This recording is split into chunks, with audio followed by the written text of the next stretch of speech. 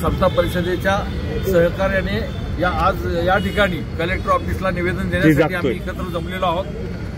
वास्तविक पाहता 2 दिवसापूर्वी ज्या वेळेला शासनाने आता हा निर्णय जो घेतलाय तो ह्या दस्तिंगबाजीच्या झुंडशाहीच्या दबावाखाली घेतलेला आहे। कारण कायद्यामध्ये संविधानामध्ये अशी कुठलीही तरतूद नाही की ओबीसी शिवाय किंवा त्या 12 बलुत्यांच्या शिवाय ओबीसी मध्ये कोणालाही शिरकाव करता येणार नाही असं कायद्यामध्ये संविधानामध्ये तरतूद आहे।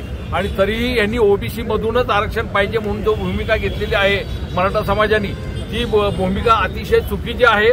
त्यांना आर्थिकदृष्ट्या सबल असताना कुठल्याही प्रकारच्या आरक्षणाची त्यांना आवश्यकता नसताना त्यांना फक्त ओबीसींना जी काही राजकीय आरक्षण मिळते ते आरक्षण घालवण्यासाठी त्यांनी हे सगळं डाव रचलेलं आहे। आणि त्यांनी जे काही 12 बलुती लोकांना किंवा ओबीसीतल्या लोकांना जे सरपंच किंवा जिल्हा परिषद, पंचायत समिती, नगरपालिका, सोसायटी, सहकारी संस्था यामधून जी एक पद मिळत होतं ते पद सुद्धा त्यांना खुपतंय आणि ते घालवायचे ते ओबीसीच्या माध्यमातून त्यांनी दाखले मिळवून त्यांना ओबीसीतूनच उभं राहून निवडून यायचे।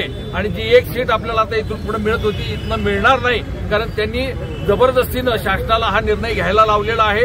आणि मराठा समाज कुणबीच्या नावाखाली ओबीसी म्हणून त्यांनी डिक्लेअर केलाय शासनानं।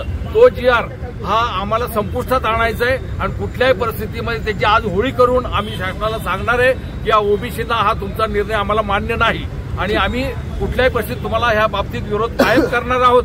जर त्यांनी असा निर्णय घेतला नाही, शासनाने जर ओबीसींना सहकार्य केलं नाही, तर ओबीसी येत्या सर्व निवडणुकांमध्ये आपली ताकद संपूर्ण 52% आणि 22% बीसी असे 74% सर्व समाज ह्या लोकशाही मार्गातून सर्वांना ह्या प्रस्थापितांना विरोध केल्याशिवाय राहणार नाही। आणि ओबीसी आणि बीसी हे सर्व सत्तेमध्ये आल्याशिवाय राहणार नाहीत, एवढंच आम्हाला या निमित्तानं सांगायचंय। सुरेश कोरडेवाई लोकसभेचे माजी आताचे उमेदवार। ठीक आहे, या पुढे या जरा। समता परिषदेचा जिल्हा एक मिनिट थोडंसं बूम लावा व्यवस्थित। समता परिषदेचा सातारा जिल्हाध्यक्ष म्हणून ॲडव्होकेट महेश गोरे। मी आज महाराष्ट्र शासनाला एवढं सांगू इच्छितो की महाराष्ट्र शासनाने हा जो काही GR काढलेला आहे, हा GR काढताना अखंड महाराष्ट्र आणि अखंड भारतानं पाहिलं की एक उठतो व्यक्ती, मराठा समाजातील एक व्यक्ती उठतो आणि उठून महाराष्ट्र शासनाला दबावाखाली हा GR काढायला लावतो आणि गादीवरती बसून अंतरून घेऊन पांघरून घेऊन एक न्यायाधीश आपली यंत्रणा पूर्ण यंत्रणा त्याच्या पायाशी बसून हा GR 5 मिनिटांमध्ये 10 मिनिटांमध्ये पुन्हा करेक्शन करायला लावतो। ग्रामसभेचा GR म्हणजे सगळ्यात महत्वाची गोष्ट, हा ग्रामसभेचा कुठला ठराव नाहीये। जर महाराष्ट्र शासनाचा आज आम्ही धिक्कार करण्याचा एकमेव उद्दिष्ट एवढंच आहे की GR काढत असताना संपूर्ण यंत्रणा जी आहे ती राबवली जाते। महिना 2 महिने 1 वर्ष GR काढण्यासाठी लागलं जातं, परंतु जरांगे सारखा व्यक्ती आज उठतो, शासनाला वेठीस धरतो, 10 मिनिटांमध्ये हा GR बदलतो। याचा अर्थ ओबीसी समाजानं समजायचा काय? सरकारला वेठीस धरून हा GR काढलेला आहे। म्हणून आम्ही सर्व हे जे ओबीसी बांधव आहेत तो हा GRचा आम्ही जाहीर निषेध करतो। हा जो GR आहे हा मूळतः बेकायदेशीर आहे, त्यामुळे तात्काळ महाराष्ट्र शासनाने हा GR मागे घ्यावा। आणि सगळ्यात महत्वाची गोष्ट, ओबीसी समाजामध्ये ओबीसी समाजामध्ये एकूण 374 जाती आहेत आणि आता आणखीन एखादा प्रवर्ग जर त्याच्यामध्ये समाविष्ट करायचा झाला तर ओबीसी आरक्षणाला हा खूप मोठा धक्का आहे।